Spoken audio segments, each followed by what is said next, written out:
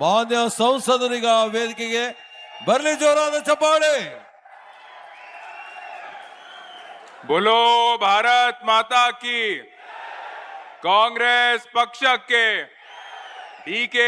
ಶಿವಕುಮಾರ್ ಅವರಿಗೆ, doctor G. Parameshwar ಅವರಿಗೆ, ವೇದಿಕೆ ಮೇಲೆ ಉಪಸ್ಥಿತರು ಮಾನ್ಯ ಮುಖ್ಯಮಂತ್ರಿಗಳಾದ ಶ್ರೀ ಡಿ.ಕೆ. ಶಿವಕುಮಾರ್ ಸಾಹೇಬರಿಗೆ, ಉಪಮುಖ್ಯಮಂತ್ರಿಗಳಾದ ಡಾಕ್ಟರ್ ಜಿ. ಪರಮೇಶ್ವರ್ ಸರ್ ಅವರಿಗೆ ಹಾಗೂ ವೇದಿಕೆ ಮೇಲೆ ಉಪಸ್ಥಿತಿರುವ ಎಲ್ಲ ಗಣ್ಯಮಾನ್ಯರಿಗೂ, ಇಲ್ಲಿ ಉಪಸ್ಥಿತರು ಎಲ್ಲ ನಮ್ಮ ಪಕ್ಷದ ಮುಖಂಡರಿಗೂ, ಕಾರ್ಯಕರ್ತರಿಗೂ ಎಲ್ಲರಿಗೂ ನನ್ನ ನಮಸ್ಕಾರಗಳು. ನಾನು ಜಾಸ್ತಿ ಸಮಯ ತಗೊಳಕ್ ಹೋಗೋದಿಲ್ಲ, ಯಾಕಂತಂದ್ರೆ ಈಗಾಗಲೇ ಬಹಳಷ್ಟು ಸಮಯ ಆಗಿದೆ. ನಾವು 5 ಗಂಟೆಗೆ ನಾವು ಟೈಮ್ ಕೊಟ್ಟಿತ್ತು, ಕಾರ್ಯಕ್ರಮ ಪ್ರಾರಂಭ ಆಗಕ್ಕೆ 8 ಗಂಟೆ ಆಯ್ತು. ಅದಕ್ಕೆ ತಾವು ದಯವಿಟ್ಟು ಯಾರು ತಪ್ಪು ತಿಳ್ಕೋಬಾರ್ದು. ಬಸವ ಕಲ್ಯಾಣದಲ್ಲಿ ಎಲ್ಲ ಮುಗಿಸಿ ಬರಕ್ಕೆ ಸ್ವಲ್ಪ ಲೇಟ್ ಆಯ್ತು ಅಂತ ನಾನು ಹೇಳಕ್ಕೆ ಇಚ್ಛೆ ಪಡ್ತೀನಿ. ಈಗಾಗಲೇ ಜಿಲ್ಲಾ ಉಸ್ತುವಾರಿ ಸಚಿವರಾದ ಈಶ್ವರ್ ಖಂಡ್ರೆ ಸಾಹೇಬರು ಹಾಗೂ ಮಾಜಿ ಸಚಿವರಾದ ರಾಜಶೇಖರ್ ಪಾಟೀಲ್ ಸರ್ ಅವರು ಈಗಾಗಲೇ ಸವಿಸ್ತಾರವಾಗಿ ಎಲ್ಲನೇ ಕೂಡ ಹೇಳಿದ್ದಾರೆ. ನಾನು ಈಗಾಗಲೇ ನಡೀತಾ SIR ಬಗ್ಗೆ ನಾನು ಸ್ವಲ್ಪ ಹೇಳಕ್ಕೆ ಇಚ್ಛೆ ಪಡ್ತೀನಿ. SIR ಅಲ್ಲಿ ನಾವು ಇನ್ನೂ ಜಾಸ್ತಿ ನಾವು ಟೈಮ್ ಕೊಡೋ ಅವಶ್ಯಕತೆ ಇದೆ. ಯಾಕಂತಂದ್ರೆ ಏನು ಎನ್ಯೂಮರೇಷನ್ ಫಾರ್ಮ್ ಅಂತ ಇದಾವೆ, ಎನ್ಯೂಮರೇಷನ್ ಫಾರ್ಮ್ ನಾವು ಕರೆಕ್ಟ್ ಆಗಿ ಡಿಜಿಟಲ್ ಆಗಿ ಅಪ್ಲೋಡ್ ಆಗ್ಲಿಲ್ಲ ಅಂತಂದ್ರೆ ನಮ್ಮ ಹೆಸರು ಮತದಾರ ಪಟ್ಟಿಯಿಂದ ಹಾರೋಗುತ್ತೆ. ಅದಕ್ಕೆ ನಮ್ಮೆಲ್ಲರ ಜವಾಬ್ದಾರಿ ಏನಿದೆ, ನಾವೆಲ್ಲರೂ ಬಹಳ ಸೀರಿಯಸ್ ಇಂದ ನಾವು ನೋಡ್ಬೇಕಾಗತ್ತೆ. ಸೀರಿಯಸ್ ಇಂದ ನೋಡ್ಲಿಲ್ಲ ಅಂತಂದ್ರೆ ನಮ್ಮ ಹೆಸರು ಹಾರೋಯ್ತು ಅಂತಂದ್ರೆ ಮತ್ತೆ ನಾಳಿನ ದಿನ ನಾವೇ ಕಷ್ಟ ಅನುಭವಿಸ್ಬೇಕಾಗತ್ತೆ. ಕ್ಲೇಮು, ಅಬ್ಜೆಕ್ಷನು ಬೇರೆ ಬೇರೆ ರೀತಿಯಲ್ಲಿ ನಾವು ಹೋಗ್ಬೇಕಾಗತ್ತೆ. ಅದು ಯಾವಾಗ ಸರಿಪಡಿತದೋ ಯಾವಾಗಿಲ್ಲ ಅಂತಂಬುದು ಯಾರಿಗೂ ಗೊತ್ತಿಲ್ಲ. ಈಗ ಸ್ವಲ್ಪ ಅಂಕಿಅಂಶಗಳನ್ನ ಓದಬೇಕು ಅಂತಂದ್ರೆ ಇವತ್ತು ಬೆಳಿಗ್ಗೆ 10 ಗಂಟೆಗೆ ಇವತ್ತಿನ ದಿವಸ ಏನು ನಮ್ಮ ಎನ್ಯೂಮರೇಷನ್ ಫಾರ್ಮ್ ಡಿಜಿಟೈಸ್ ಆಗಿದೆ ಅಂತಂದ್ರೆ ನಾನು ಓದ್ತೀನಿ. ಬಾಲ್ಕಿಯಲ್ಲಿ 25,000 ಡಿಜಿಟೈಸ್ ಆಗಿದೆ, ಬಸವ ಕಲ್ಯಾಣದಲ್ಲಿ 12,000 ಆಗಿದೆ, ಹುಮ್ನಾಬಾದಲ್ಲಿ 9,000 ಆಗಿದೆ, ಬೀದರ್ ದಕ್ಷಿಣದಲ್ಲಿ 7,500 ಆಗಿದೆ, ಬೀದರಲ್ಲಿ 6,500 ಆಗಿದೆ, ಔರಾದಲ್ಲಿ 5,500 ಆಗಿದೆ. 1 ವಾರ ಈಗಾಗಲೇ ಕಂಪ್ಲೀಟ್ ಆಗಿದೆ. ಉಳಿಯೋದು ಬರೀ 3 ವಾರ ಮಾತ್ರ. 29ನೇ ತಾರೀಕು ತನಕ ಮಾತ್ರ ನಮ್ಗೆ ಟೈಮ್ ಇದೆ. ಅದ್ರ ಅರ್ಥ ಏನು ಅಂತಂದ್ರೆ ಬಹಳಷ್ಟು ಕಡೆ 10%ಗಿಂತ ನಾವು ಕಡಿಮೆ ಡಿಜಿಟೈಸೇಷನ್ ಆಗಿದೆ. ಇನ್ನು 2 ಲಕ್ಷ ತನಕ ನಾವು ಹೋಗ್ಬೇಕಾಗಿದೆ. ಮಾಡ್ಬೇಕು ಅಂತಂದ್ರೆ ನಮ್ಮೆಲ್ಲ ಪಕ್ಷದ ಮುಖಂಡರು, ಕಾರ್ಯಕರ್ತರು ನಾವೆಲ್ಲರೂ ಒಗ್ಗಟ್ಟಾಗಿ ನಾವು ಕೆಲಸ ಮಾಡ್ಬೇಕಾಗತ್ತೆ ಅಂತ ನಾನು ಹೇಳಕ್ಕೆ ಇಚ್ಛೆ ಪಡ್ತೀನಿ. ಅದಕ್ಕೆ ತಾವು ದಯವಿಟ್ಟು ಎಲ್ಲರೂ SIRಗೆ ನಾವು ವಿಶೇಷ ನಾವು ಗಮನ ಕೊಟ್ಟು ಒಳ್ಳೆ ರೀತಿಯಲ್ಲಿ, ಯಾಕಂದ್ರೆ ಬರೀ SIR ಬರೀ ಲೋಕಸಭಾ ಚುನಾವಣೆ, ವಿಧಾನಸಭೆ ಚುನಾವಣೆಗೆ ಅಷ್ಟೇ ಸೀಮಿತ ಇಲ್ಲ. ಗ್ರಾಮ ಪಂಚಾಯತ್ ಚುನಾವಣೆ, ಜಿಲ್ಲಾ ಪಂಚಾಯತ್ ಚುನಾವಣೆ, ತಾಲೂಕ್ ಪಂಚಾಯತ್ ಚುನಾವಣೆ, ಎಲ್ಲಾ ಚುನಾವಣೆಗಳಿಗೂ ಇದು ಅಪ್ಲೈ ಆಗುತ್ತೆ. ಅದಕ್ಕೆ ನಾನು ವಿನಂತಿ ಮಾಡ್ಕೊಳ್ತೀನಿ, ಯಾವುದೇ ಹೆಸರು ಮತದಾರ ಪಟ್ಟಿಯಿಂದ ಕಟ್ ಆಯ್ತು ಅಂತಂದ್ರೆ ನಾಳಿನ ದಿನ ಯಾವುದೇ ಒಂದು ನಮ್ಮ ಸರ್ಕಾರದ ಯೋಜನೆ ಇರ್ಬೋದು, ಗ್ಯಾರಂಟಿಗಳು ಇರ್ಬೋದು, ಏನು BPL ಕಾರ್ಡ್ ಇಂದ ಹಾಸ್ಪಿಟಲ್ ಸಹಾಯ ಇರ್ಬೋದು, ಎಲ್ಲಾನೇ ಕೂಡ ಬಂದ್ ಆಗತ್ತೆ. ಈಗ ಪ್ರಾಕ್ಟಿಕಲ್ ಆಗಿ ನಾನು ಊರಿಗೆ ಹೋಗಿದ್ದಾಗ ಸಮಸ್ಯೆಗಳು ಏನೇನ್ ಬರ್ತಾ ಇದೆ ಅಂತಂದ್ರೆ ಬಹಳ ಜನ ನಮ್ ಕಡೆ ಹೈದರಾಬಾದ್, ಬೆಂಗಳೂರು, ಪುಣೆ ಕೆಲಸ ಮಾಡಕ್ ಹೋಗಿದ್ದಾರೆ. ಅಂತ ಸಂದರ್ಭಗಳಲ್ಲಿ ಜನ ನಮ್ಗೆ ಯಾರು ವೋಟ್ ಹಾಕ್ತಾರೆ ಅಂತವ್ರನ್ನ ನಾವು ಕಾನ್ಸಂಟ್ರೇಟ್ ಮಾಡ್ಬೇಕಾಗತ್ತೆ. ಸ್ವಲ್ಪ ಜನ ಏನಂತಾರೆ, ಇಲ್ಲ ನಾವು ಹೈದರಾಬಾದಲ್ಲಿ ನಾವು ಇದೀವಿ, ನಮ್ ರೇಷನ್ ಕಾರ್ಡು ಹೈದರಾಬಾದಲ್ಲಿ ಇದೆ, ನಾನು ಇಲ್ಲೇ ಇಟ್ಕೊಳ್ತೀನಿ, ಬಾಲ್ಕಿ, ಹುಮ್ನಾಬಾದ್, ಬಸವ ಕಲ್ಯಾಣ್, ಬೀದರ್ ಬೇಡ ಅಂತಂತಾರೆ. ಅಂತ ಸಂದರ್ಭಗಳಲ್ಲಿ ಯಾರ್ಯಾರು ನಮ್ಗೆ ವೋಟ್ ಹಾಕ್ತಾರೆ ಅಂತವ್ರನ್ನ ನಾವು ಕನ್ವಿನ್ಸ್ ಮಾಡಿ ಇಲ್ಲೇ ನಮ್ದೇ ಬೂತ್ ಅಲ್ಲಿ ಇಟ್ಕೊಂಬದು ಒಂದು ಕೆಲಸ ಮಾಡ್ಬೇಕಾಗಿದೆ.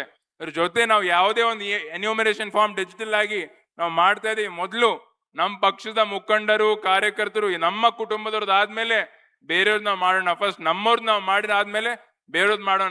ನಾನು ನೋಡಿನ ಪ್ರಕಾರ ಬಹಳಷ್ಟು ಕಡೆ BJPಯ BLOಗಳು ಎಲ್ಲೂ ಕೂಡ, BLA2ಗಳು ಎಲ್ಲೂ ಕೂಡ ಆಕ್ಟಿವ್ ಆಗಿಲ್ಲ. ನಮ್ದೇ ಪಕ್ಷದವರು ಆಕ್ಟಿವ್ ಆಗಿದ್ದಾರೆ. ಅದಕ್ಕೆ ನಾನು ವಿನಂತಿ ಮಾಡ್ಕೊಳ್ತೀನಿ ಕಿ ನಾವು ಮೊದಲು ನಮ್ಮ ಏನು ಮತದಾರಿದ್ದಾರೆ ಅವರನ್ನ ನಾವು ಸೇಫ್ ಮಾಡಿ ಅದಾದ್ಮೇಲೆ ನಾವು ಬೇರೆಯವ್ರ ಬಗ್ಗೆ ನಾವು ವಿಚಾರ ಮಾಡೋಣ ಅಂತ.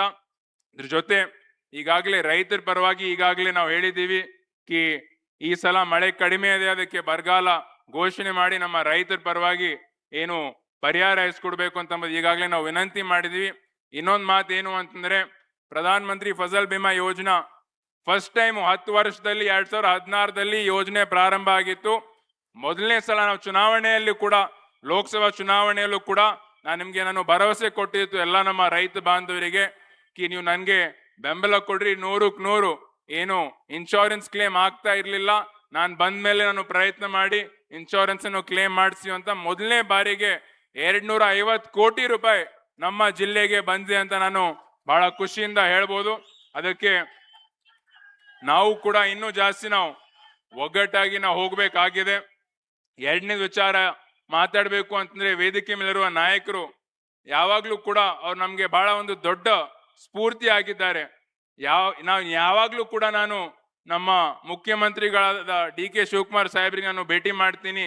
ಪ್ರತಿ ಕ್ಷಣನೂ ನನ್ಗೆ ನೆನಪಿದೆ. ಯಾಕಂದ್ರೆ ಯಾವಾಗ್ಲೂ ಕೂಡ ನನ್ಗೆ ಬಹಳ ಒಳ್ಳೆ ರೀತಿಯಲ್ಲಿ ನನ್ಗೆ ಅನುಭವ ಕೊಟ್ಟಿದ್ದಾರೆ. ಮೊದಲನೇ ಬಾರಿಗೆ ನಾನು ಭೇಟಿ ಆಗಿದ್ದಾಗ ಅವ್ರಂದ್ರು ಕಿ ನೀನು ಒಳ್ಳೆ ರೀತಿಯಲ್ಲಿ ಕೆಲಸ ಮಾಡ್ತಾ ಇದ್ದಿ, ಕುದುರೆ ಅಪ್ಲೆ ಇದ್ನಿ, ಓಡ್ತಾ ಕುದುರೆ ಅಪ್ಲೆ ಆಗಿದೀಯಾ, ಒಳ್ಳೆ ರೀತಿಯಲ್ಲಿ ಕೆಲಸ ಮಾಡು ಅಂತಂದ್ರು. ಎರಡನೇ ಸಲ ಹೋಗಿ ಭೇಟಿ ಮಾಡಿದಾಗ ಅವ್ರು ಅಂದ್ರು ಕಿ ಮುಂಚೆ ನಾನು ನಿಮ್ಮ ಅಜ್ಜಿಯವರಾದ ಭೀಮಣ್ಣ ಖಂಡ್ರೆಯವ್ರ ಜೊತೆ ನಾನು ಕೆಲಸ ಮಾಡಿದ್ದೀನಿ. ಇದು ನಾನು ಲೋಕಸಭಾ ಸದಸ್ಯನಾಗಕ್ಕಿಂತ ಮುಂಚೆ ಮೊದಲು ನಾನು ನಿಮ್ಮ ಅಜ್ಜಿಯವರಾದ ಭೀಮಣ್ಣ ಖಂಡ್ರೆಯವ್ರ ಜೊತೆ ಕೆಲಸ ಮಾಡಿದ್ದೀನಿ. ಅದಾದ್ಮೇಲೆ ಈಗ ನಿಮ್ಮ ತಂದೆಯವರಾದ ಈಶ್ವರ್ ಖಂಡ್ರೆಯವ್ರ ಜೊತೆ ಕೆಲಸ ಮಾಡ್ತಾ ಇದ್ದೀನಿ. ಮುಂದೆ ನಿನ್ ಜೊತೆ ಕೆಲಸ ಮಾಡ್ಬೇಕಾಗತ್ತಲ್ಲ ಅಂತ ಅವ್ರು ನಂಗಂದ್ರು. ಅದಾದ್ಮೇಲೆ ಮೂರನೇ ಸಲ ಕಲಬುರಗಿಯಲ್ಲಿ ಭೇಟಿ ಮಾಡಿದಾಗ NSY ಕಾರ್ಯಕ್ರಮಕ್ಕೆ ನಾನು ಆಹ್ವಾನ ಮಾಡಕ್ ಬಂದಿದೆ. ಅದಾದ್ಮೇಲೆ ಟಿಕೆಟ್ ಸಿಕ್ಕಿದ ನಂತರ ನಾನು ಅವರಿಗೆ ಹೋಗಿ ನಾನು ಭೇಟಿ ಮಾಡಿದಾಗ ಅವ್ರು ನನಗೆ ಅಡ್ವೈಸ್ ಕೊಟ್ರು ಕಿ ನೀನು ಜನರಿಗೆ ಏನ್ ಬೇಕು 24/7 ನೀನು ಅವೈಲಬಲ್ ಇರು, ಜನರಿಗೆ ನೀನು ಟೈಮ್ ಕೊಡು. ಬೇರೆ ಬೇರೆ ಕೆಲಸ ಅಭಿವೃದ್ಧಿ ಆಗ್ತಾನೆ ಇರುತ್ತೆ, ಆದ್ರೆ ನೀನ್ ಭಾಷಣದಲ್ಲಿ ನೀನು ಜನರಿಗೆ ಮುಟ್ಸ್ಬೇಕಾಗಿದೆ ಏನು ಅಂತಂದ್ರೆ 24/7 ಅವೈಲಬಲ್ ಇರ್ತೀಯ ಅಂತಂಬುದು ಮುಟ್ಸ್ಬೇಕಾಗಿತ್ತು ಅಂತಂಬುದು ಕೂಡ ಅವರೇ ಹೇಳಿದ್ದಾರೆ. ಅದಾದ್ಮೇಲೆ ಅವ್ರು ನನ್ಗೆ ಸಾಫ್ಟ್ ಪವರ್ ಅಂತ ಒಂದು ಟೆಟ್ ಟಾಕ್ ಇದೆ, ಅದನ್ನು ಕೇಳು ಅಂತಂದ್ರು. ಈ ತರ ಪ್ರತಿ ಕ್ಷಣನೂ ಈಗ ನಾನು ಯಾವುದೂ ಇದು ನಾನು ಬರ್ಕೊಂಡ್ ಬಂದಿಲ್ಲ, ನನ್ನ ಮನ್ಸಲ್ಲಿದೆ ಅಂತ ನಾನು ಹೇಳಕ್ಕೆ ಇಚ್ಛೆ ಪಡ್ತೀನಿ. ಯಾಕಂದ್ರೆ ನಾವು ಯಾವುದೇ ಒಂದು ದೊಡ್ಡ ನಾಯಕರಿಗೆ ನಾವು ಹೋಗಿ ಭೇಟಿ ಮಾಡಿದಾಗ ಪ್ರತಿಯೊಂದು ಅವ್ರ ಅನುಭವ ನಮ್ಗೆ ಸಿಗತ್ತೆ. ಇದೇ ರೀತಿ ಸಿದ್ದರಾಮಯ್ಯ ಸಾಹೇಬ್ರು ಕೂಡ ಅನುಭವ ನಮ್ಗೆ ಸಿಕ್ಕಿದೆ. ಪರಮೇಶ್ವರ್ ಸರ್ ಕೂಡ ನಮ್ಗೆ ಬಹಳ ಒಳ್ಳೆ ರೀತಿಯಲ್ಲಿ ಅವ್ರು ನಂಗೆ ಹೇಳಿದ್ರು ಕಿ ಬಹಳಷ್ಟು ಸಲ ಕೆಲ್ಸಗಳು ಬರ್ತವೆ, ನೀವು ಯಾವ್ದಾಗತ್ತೆ ಅದು ಆಗತ್ತೆ ಅಂತ ಹೇಳು, ಒಂದೊಂದ್ಸಲ ಆಗಲ್ಲ ಅಂತಂದ್ರೆ ನೇರವಾಗಿ ಹೇಳು, ಜನ ಮತ್ತೆ ಅದಕ್ಕೆ ಹೋಗೋದ್ ಬರೋದ್ ಮಾಡ್ಬಾರ್ದು ಅಂತಂಬೋದು. ಈ ತರ ಪ್ರತಿಯೊಬ್ಬ ನಾಯಕರು ಯಾರ್ಯಾರು ವೇದಿಕೆ ಮೇಲಿದ್ದಾರೆ, ಇಲ್ಲಿ ಮುಂಭಾಗದಲ್ಲಿದ್ದೀರಿ, ನನ್ಗೆ ನಮ್ಮೆಲ್ಲ ಯುವಕರಿಗೆ ಒಂದು ನಾವು ಸ್ಫೂರ್ತಿಯಾಗಿ ಅವ್ರು ನಮ್ಗೆ ಒಂದು ಸ್ಫೂರ್ತಿ ಅಂತ ನಾನು ಹೇಳಕ್ಕೆ ಇಚ್ಛೆ ಪಡ್ತೀನಿ. ಅದ್ರ ಜೊತೆ ವಿಶೇಷವಾಗಿ ಕೊನೆಯದಾಗಿ ಏನ್ ಹೇಳ್ಬೇಕು ಅಂತಂದ್ರೆ ನಾವೆಲ್ಲರೂ ಕೂಡ ಒಗ್ಗಟ್ಟಾಗಿರ್ಬೇಕು.